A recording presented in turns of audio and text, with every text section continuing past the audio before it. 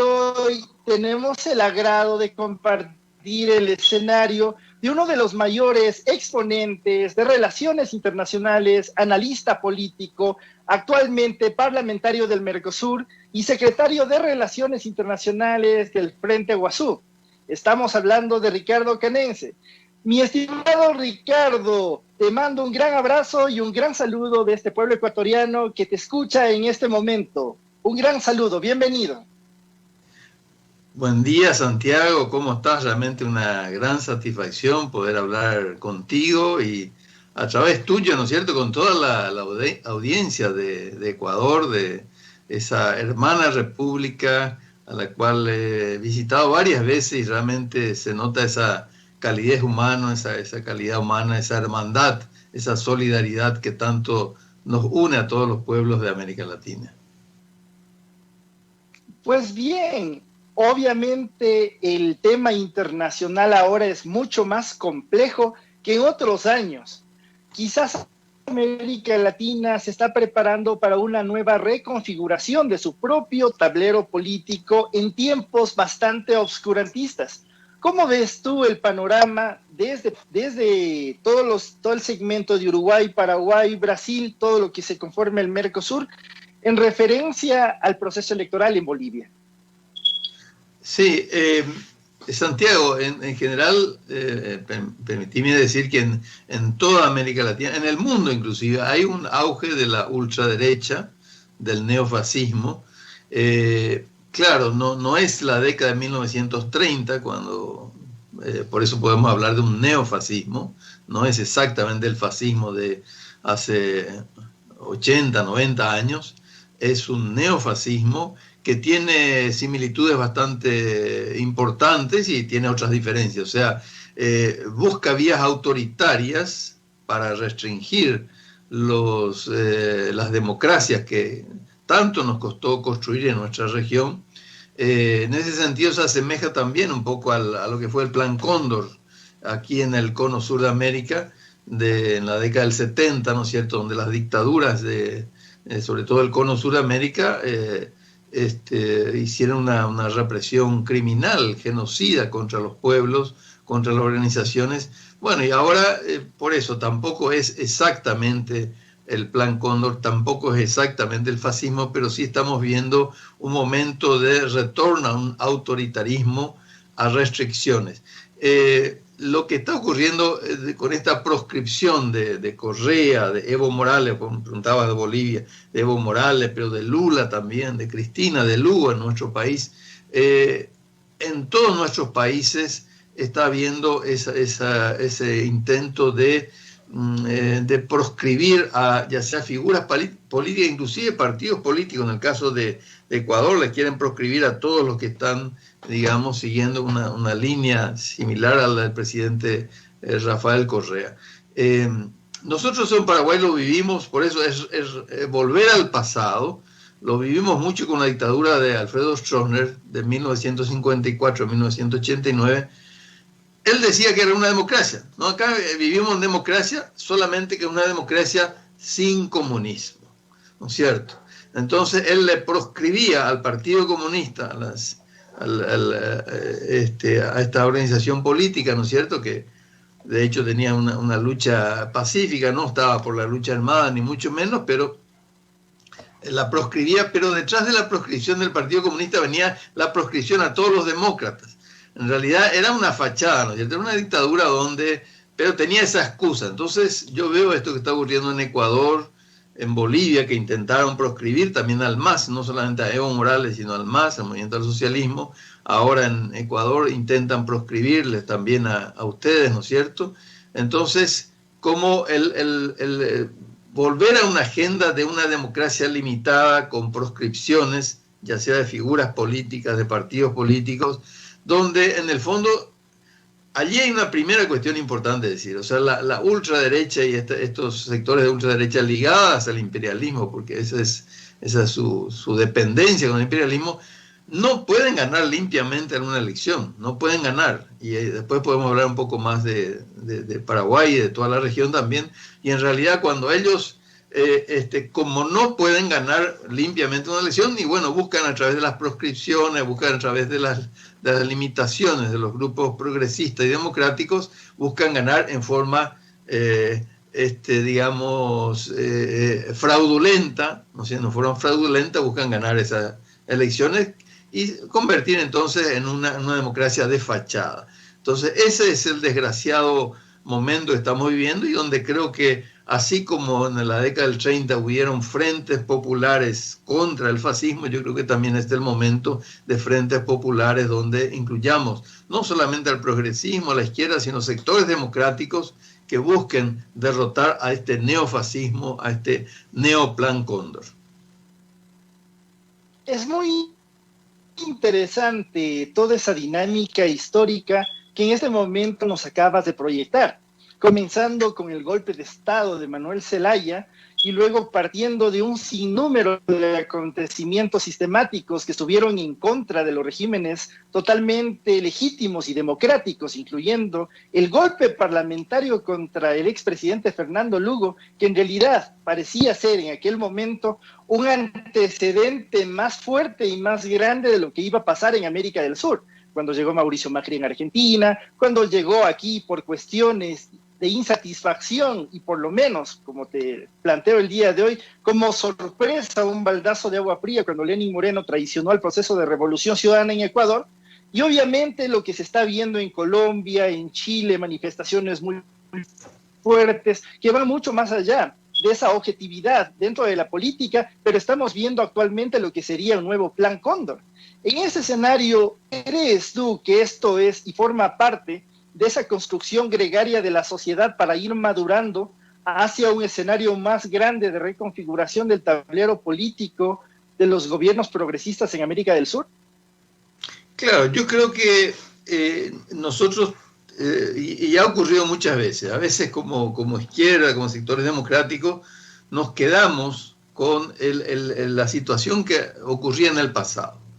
En el pasado reciente tuvimos gobiernos progresistas, tuvimos un ejercicio bastante pleno de las libertades públicas, bueno, pero eso terminó para mal, pero terminó. Entonces, en política no hay otra cosa más que la realidad, hay que partir de la realidad. Y si uno no parte de la realidad, uno va a equivocarse, ¿no? Es así. Entonces yo creo que retomando un poco en base a lo que vos mismo has señalado, ¿no es cierto? Este es el momento de formar amplios frentes populares democráticos. O sea, no es el momento de proyectos exclusivamente progresistas. Yo creo, indudablemente, que el progresismo finalmente va a triunfar. Vamos a tener gobiernos mucho más orientados a lo social, a la protección del ambiente, a todo eso.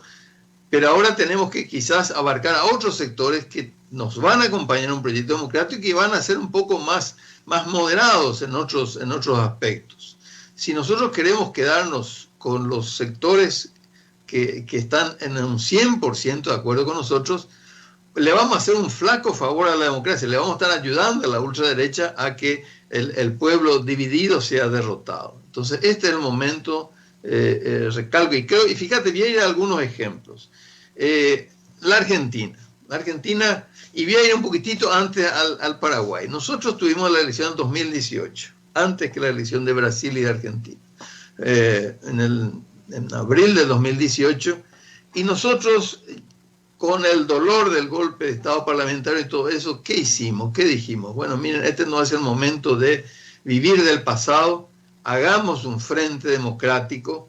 Inclusive lo hicimos con gente que nos dio el golpe de Estado, imagínate la amplitud que tuvimos. Pero sí juntando fuerzas en el campo democrático. Bueno, la elección finalmente la perdimos por un 3% en datos oficiales, pero en realidad la ganamos, o sea, allí, y claro, la OEA vino acá, no vio ningún fraude, porque era el fraude que hizo la ultraderecha, que hizo Estados Unidos, entonces ahí no hubo ningún fraude. Yo te comento que personalmente yo denuncié más de 500 actas obviamente fraudulentas. Ni siquiera un acta de esas 537 que yo denuncié fue revisada. no, ellos no, de ninguna manera querían volver a contar los votos y encontrar las causas del fraude, no, de ninguna manera. Entonces, quiero decir de que, para ir después al caso argentino, quiero decir de que en nuestro país tuvimos un éxito relativo, en el sentido que tuvimos un espectro democrático muy fuerte, seguimos trabajando en eso y creemos que en la próxima elección vamos a poder triunfar con ese espectro democrático mucho más amplio, no solamente el progresismo. Bueno, en Argentina ocurrió algo similar. Argentina también optó, y ellos vieron, o sea, yo hablaba con los compañeros argentinos, observaron la experiencia paraguaya, y claro, Cristina tenía una popularidad muy grande, pero no le bastaba para ganar, no le bastaba. Entonces se alió con gente como Massa, por ejemplo, que hoy es el presidente de la Cámara de Diputados, y otros dirigentes más conservadores. El mismo ministro de Relaciones Exteriores, también, Felipe Solá, es también de un espectro más conservador. Y el mismo presidente, digamos así, el mismo Alberto Fernández, es de un espectro más conservador que Cristina Fernández. ¿Por qué hizo eso? Y porque de esa manera podían derrotar a la ultraderecha y al neofascismo. Y lo consiguieron, ¿no es cierto? Y indudablemente ya lo hicieron, claro, hay que reconocer, las fuerzas políticas, sociales de Paraguay no tienen quizás la envergadura de la Argentina, eso lo reconocemos en forma autocrítica, y nosotros tenemos que haber ganado por goleada para que digamos, no nos terminen ganando por fraude. Esa fue la verdad. Pero quiero decir de que esa es la respuesta, ¿no? Y yo creo que no dar ninguna receta a ningún país, porque ustedes sabrán cómo encarar en Ecuador, los compañeros de Bolivia sabrán cómo encarar en Bolivia, los compañeros de Brasil cómo encarar en Brasil. Yo de Brasil sé que te quisiera hacer una opinión con mucho respeto a los compañeros brasileños, para justamente ver de que, claro, yo entiendo, ellos tuvieron una serie de diferencias, pero probablemente tenían que haber formado un frente mucho más amplio que el PT y los tradicionales aliados del PT, ¿no es cierto? Tenían que haber formado, y había fuerzas, bueno, con las que finalmente no se aliaron, y bueno, y ganó Bolsonaro, que es una tragedia para América Latina. Bolsonaro es una tragedia. Yo no le estoy culpando al PT, porque muchas veces ese tipo de alianzas pueden salir o no salir. No es solamente una cuestión de voluntad política, pero sí vemos el resultado. El resultado vemos de que al no haber, a diferencia de Argentina, que sí encontraron la forma de aliarse con sectores con los que estaban enfrentados, en Brasil no encontraron la forma. Bueno, y en Brasil triunfó la ultraderecha, desgraciadamente para todos nosotros, porque yo creo mucho en esa frase que ha dicho, creo que Nixon, ¿no? Donde se inclina Brasil, se inclina América Latina. Es el país más grande, más influyente, entonces, bueno, de luego tenemos que apoyar y alentar a los compañeros de Brasil para que a la brevedad posible puedan quitarlo a este verdadero bárbaro que es Bolsonaro, ¿no? Mira que acabaste de topar dos temas que son bastante cruciales en toda esta nueva reconfiguración del tablero político. Primero, la experiencia del partir de no tener nada a cuando se tenía todo, y al mismo tiempo poder replantearse la idea de una reconfiguración, pero esta vez no de los sectores de adversarios de la élite, hablándolo como tal, porque la derecha es solamente la tendencia, pero el origen son las élites.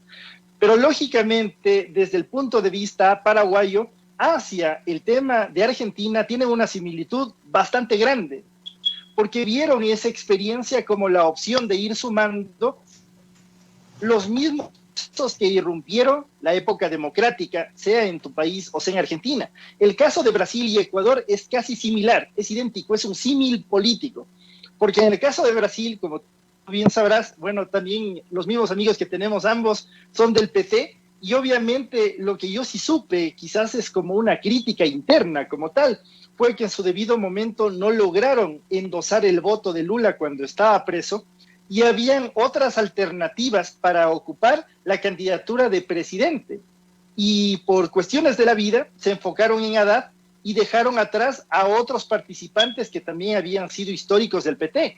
Y en ese momento hubo una fractura dentro del PT en el voto. Es por eso que muchos petistas votaron a favor de Bolsonaro no lo hicieron de manera muy pública, pero se rompió el voto interno del PT al momento de la conformación y participación de Haddad. Aquí en el Ecuador, en cambio, pasa algo completamente grande. Dentro de la irrupción política habían algunos sectores, dentro de ellos los sectores indígenas, los sectores de carga más de izquierda, pero algunos eran inclusive izquierda infantil, como es el caso de algunos sectores que jugaban con el gobierno y jugaban con el correísmo. En cualquiera de los dos, en cualquiera de los casos, quien da más se quedaban ahí. Y obviamente la polarización política en Ecuador jugó un papel fundamental. Inclusive creo yo que dentro de esta dinámica, de estas contracturas a nivel jurídico, a nivel internacional y a nivel político, quizás ustedes son el mejor ejemplo a seguir para poder reconstituir por completo las facciones, sea de centro izquierda, de centro y de izquierda radical o izquierda central, y obviamente tratar de conformar al máximo un solo frente. Obviamente esta participación va a depender muchísimo de las lógicas a nivel continental, y estoy de acuerdo contigo que Brasil debía en su debido momento, gracias al PT, devolver de nuevo el equilibrio geopolítico a nivel de toda la región. Cuando se presenta directamente Jair Bolsonaro, no es otra cosa más que la similitud de esas incomprensiones de las tendencias, lo que le permitió a Jair Bolsonaro, que tenía el 2% de política en todas las encuestas, al fin y al cabo terminó siendo el presidente de Brasil. En este sentido, ¿cómo ha sido la nueva relación entre Paraguay y Brasil, tomando en cuenta que ustedes comparten frontera, una triple frontera entre Argentina y Brasil? ¿Cómo ha sido esa evolución a nivel político ahora con Jair Bolsonaro en Brasil y con Alberto Fernández en Argentina? Claro, nosotros tenemos un gobierno que es el de Abdo Benítez, ¿no es cierto? Él es hijo del secretario privado del dictador Alfredo Stroessner, ¿no es cierto? O sea, viene de la dictadura misma, ¿no es cierto? Ese es su origen, ¿no es cierto? Claro, y él reivindica la dictadura en forma un poco así tenue, no es una, no la reivindica muy abiertamente y sobre todo en los aspectos más cuestionables, pero es finalmente un heredero de la dictadura y que la reivindica globalmente la reivindica, y eso es grave, ¿no? Pero además, en ese sentido, tiene muy buenas relaciones con Bolsonaro. Y las relaciones del dictador Stroessner, para ver un poco la historia y ver cómo eso ocurre ahora, el dictador Stroessner tuvo una mucho mayor dependencia de la dictadura militar brasileña que de la también dictadura militar argentina. O sea, Stroessner, claro, como había estudiado en Brasil y tenía amigos militares brasileños, tuvo esa proximidad mucho mayor con la dictadura militar brasileña, ¿no? Entonces, de alguna manera, Abdo Benítez retoma esa línea. Hay que decir de que, claro, también apenas él asume, Macri se va, ¿no es cierto? A los pocos meses se va Macri, entonces no, pero de cualquier manera, y con Alberto Fernández, claro, hacer un gobierno más bien progresista, entonces las relaciones no son muy buenas. De cualquier manera, hay que decir de que dentro digamos, el espectro de la derecha continental, Abdo Benítez está dentro de una línea como la de Piñera o como, digamos, no llega a los excesos de Bolsonaro, pero sí está muy alineado a Bolsonaro, ¿no? Quiero decirte de que, pero sí, es una relación de dependencia, de obsecuencia, y desde luego también con los Estados Unidos, tiene una relación de dependencia muy grande, ¿no?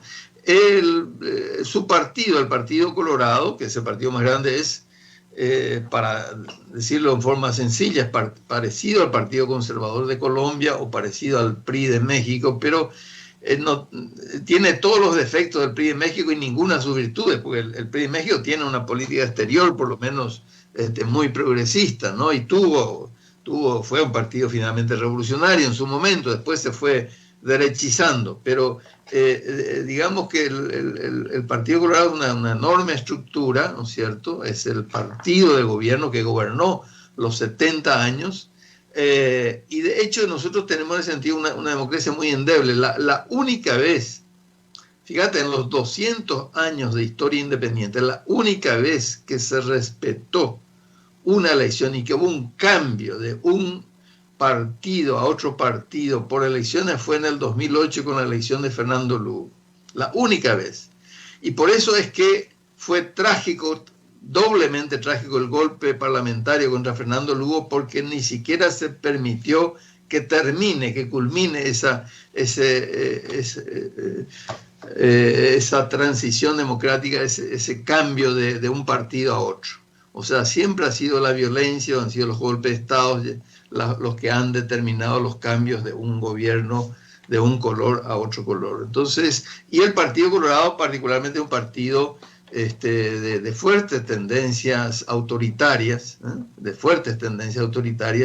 se forjó en la Guerra Fría con un sentido anticomunista muy fuerte.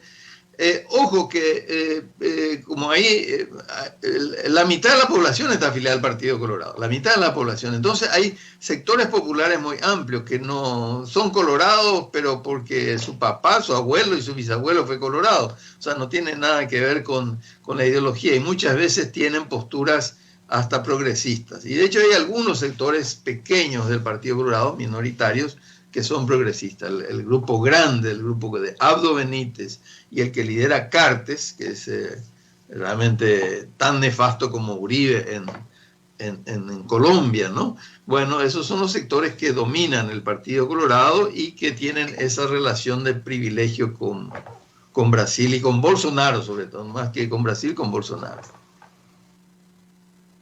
En la actualidad, el Grupo de Puebla, de donde en realidad llegan la mayor parte de fuentes, tanto de izquierda, de centro, de toda América del Sur, ha condenado fuertemente la posible proscripción del binomio Rabascal y Andrés Arauz aquí en Ecuador por esa falta de democracia. Pero cuando estuvieron los gobiernos progresistas en auge, el economista Rafael Correa en Ecuador, Fernando Lugo, Cristina Fernández, se vivía una democracia de ensueño. Obviamente, en pleno siglo XXI nos estamos despertando que eso también era una parte de ese entramado. Y lógicamente aquí en Ecuador lo que estamos viviendo, propiamente dicho, es una proscripción a cualquier actor político que decida plantearse la idea del progresismo. ¿Cómo se ve desde Paraguay este impacto contundente contra la democracia de Ecuador, contra el binomio de Andrés Arauz y Carlos Rabascal? Sí, nosotros vemos como algo muy grave. De hecho, nos hemos pronunciado ya como Frente Guazú. Fernando Lugo también ha propiciado una carta abierta de varios expresidentes de la República de América Latina. Y yo creo que todos tenemos, y en ese sentido cuente con nosotros, hacer un esfuerzo muy especial para que las elecciones que van a tener en Ecuador sean libres, sean democráticas, en toda la medida de lo posible, por lo menos, ¿no es cierto? Cuenten con nosotros. Yo creo en ese sentido el pueblo paraguayo en su totalidad va a estar expresando esa solidaridad. Inclusive los partidos y cúpulas de derecha se callan en esa circunstancia, no hablan nada de la proscripción que intentan hacer al pueblo de Ecuador, ¿no es cierto? No, porque inclusive te comento el caso de Bolivia. Bolivia es miembro del Mercosur, entonces va a tener elecciones.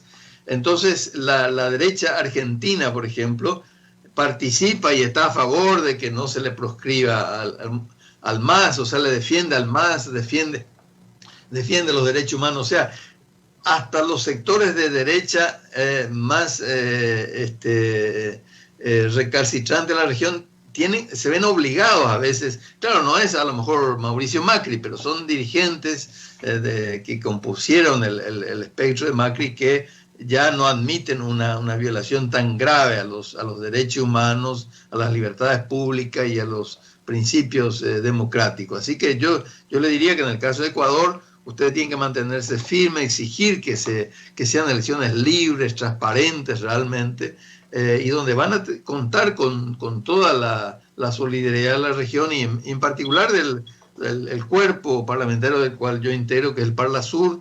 Envíennos materiales, nosotros vamos a propiciar, ¿no es cierto?, que vaya una delegación, así como va a ir a las próximas elecciones de Bolivia, un observatorio electoral, de manera a constatar antes, durante y después de las elecciones que si eso realmente es democrático o no, ¿no es cierto? Así que vamos desde nuestra función como representantes del pueblo. De hecho, nosotros los parlamentarios del Mercosur somos representantes de los pueblos del Mercosur, no somos representantes de ningún gobierno ni nada, somos representantes de los pueblos. Así que en ese carácter vamos a manifestar toda nuestra solidaridad con el pueblo de Ecuador para que pueda ejercer sus libertades públicas.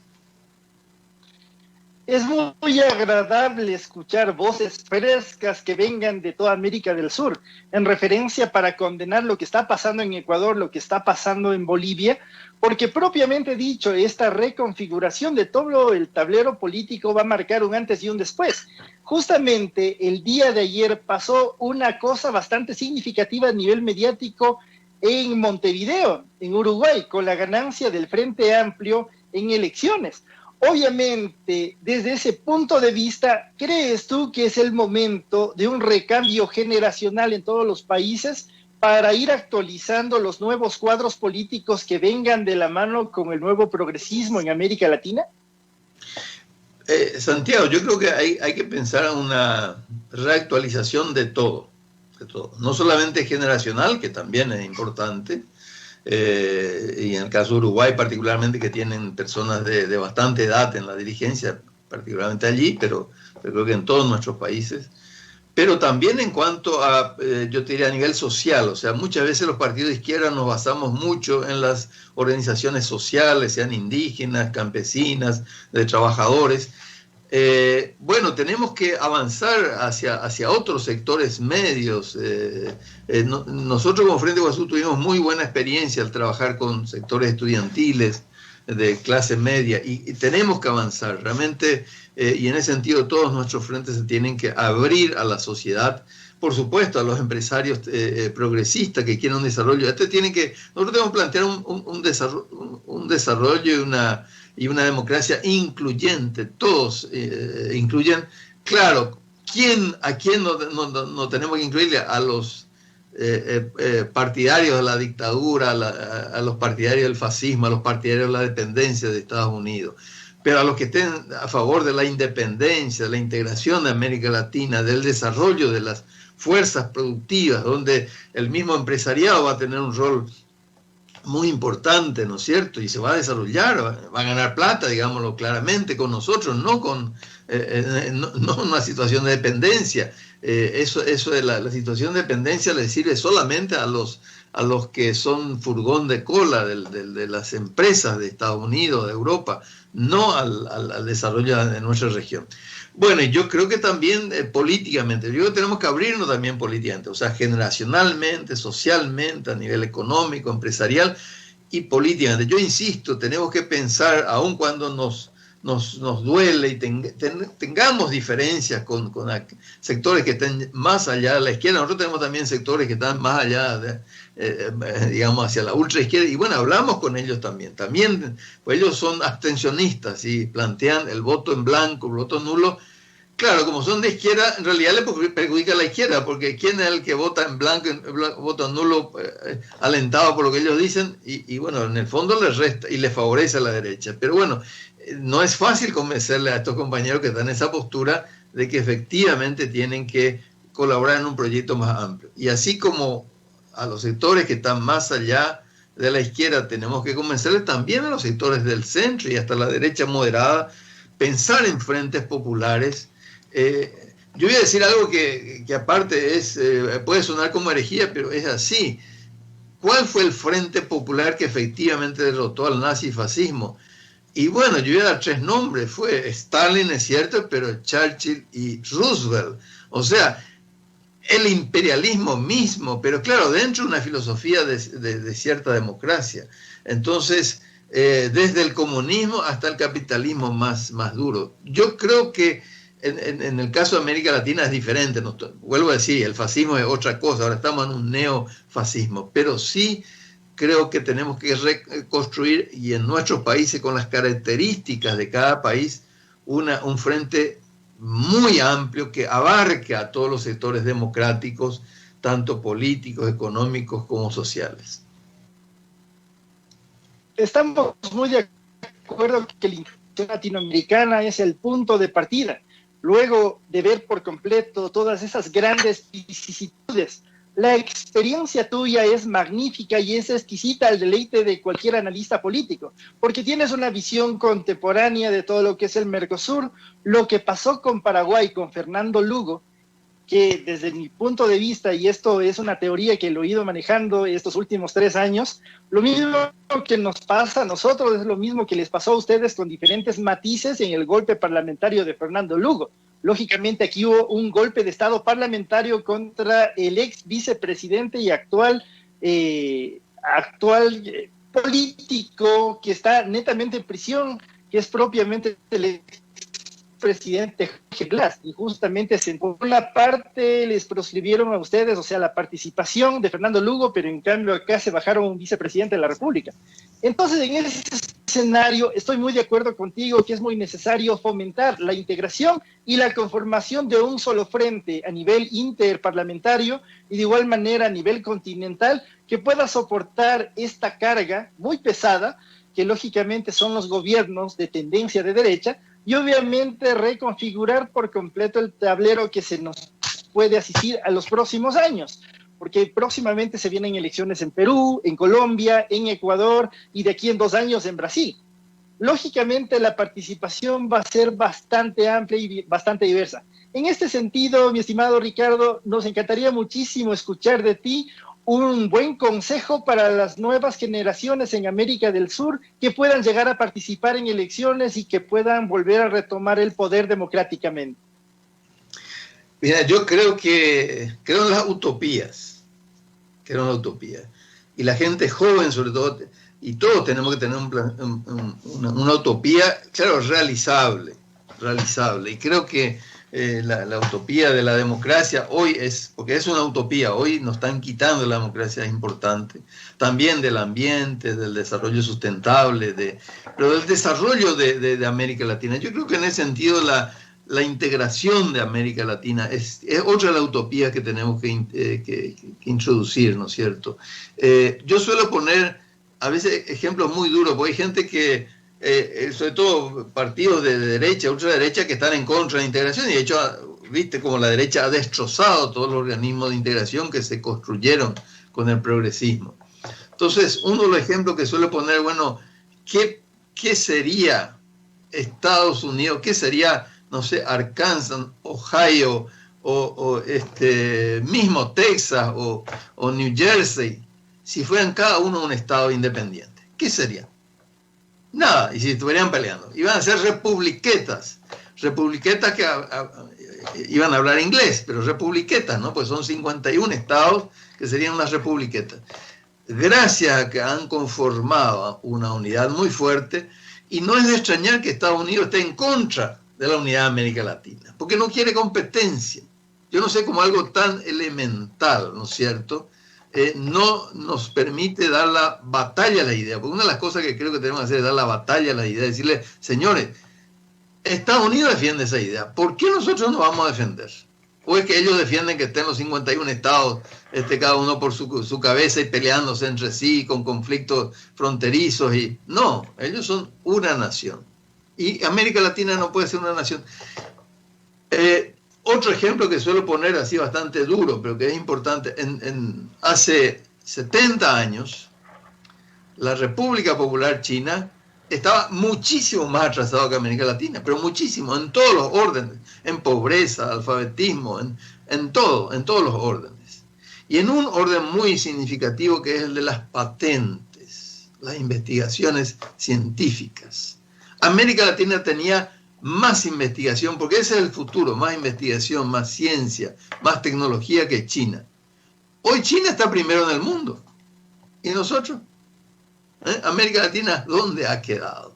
Entonces, y China es un continente integrado, porque allí también a veces nosotros decimos los chinos, no, los chinos son una cantidad de etnias, ellos podrían haberse dividido también en una cantidad, se podría haber balcanizado eso enormemente, y de hecho han intentado hacerlo, ¿no es cierto? Y bueno, pero quiero decir, está bien, yo pongo eso como ejemplo, nosotros como América Latina, y debemos, por eso yo te diría, mira, mirando al futuro, son utopías que son realizables, porque yo creo de que si nosotros sabemos convencer a un amplio espectro, que vaya, como digo, hasta un centro y una derecha moderada. Claro, en la izquierda a lo mejor estamos muy ya de acuerdo que tenemos que llegar a una patria latinoamericana y integrados, pero sí, yo creo que la sociedad tiene que convencerse que efectivamente nosotros tenemos que estar unidos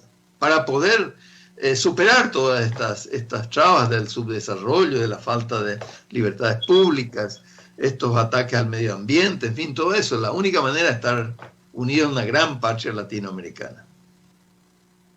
Es excelente.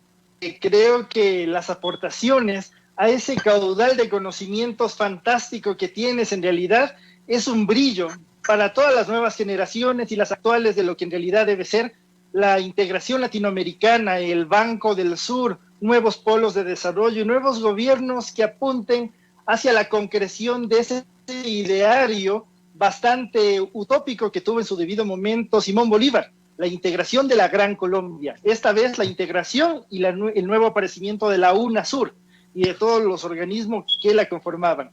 En este sentido, te agradecemos muchísimo, mi estimado Ricardo, la participación, que no será ni la primera ni la última vez que tengamos el gusto. El pueblo ecuatoriano tenemos en este momento la contundencia de poder tenerte el día de hoy y que mi país pueda conocer tu apreciación a nivel político, y próximamente analizaremos nuevos programas para tener el gusto y la deferencia por parte tuya de nuevamente tenerte en Conexión Global. Bueno, muchas gracias, Santiago, para vos, para todos los oyentes, ¿no es cierto? Y todo el pueblo ecuatoriano. Y mis deseos de que sigan luchando, y yo creo que finalmente siempre, y muchas veces más temprano que tarde, van a llegar al objetivo. Así que fuerza, y quedamos a disposición de ustedes para seguir apoyando toda esa lucha por la democracia, la libertad, la justicia social, los derechos de todos los ecuatorianos y de todo el pueblo latinoamericano. Muchísimas gracias, Ricardo, y en verdad para mí es un gusto, y fue un gusto estar en tu país, en Paraguay, y compartir ese escenario de cambio con el Frente Guazú. Lógicamente la participación de América Latina en este momento está en una línea de fuego. Próximamente nos estaremos viendo en la próxima semana en un nuevo episodio de Conexión Global. Muchísimas gracias por la participación, Ricardo, y nos vemos pronto. Un gran saludo. Gracias, Santiago, y nos vemos. Felicitaciones.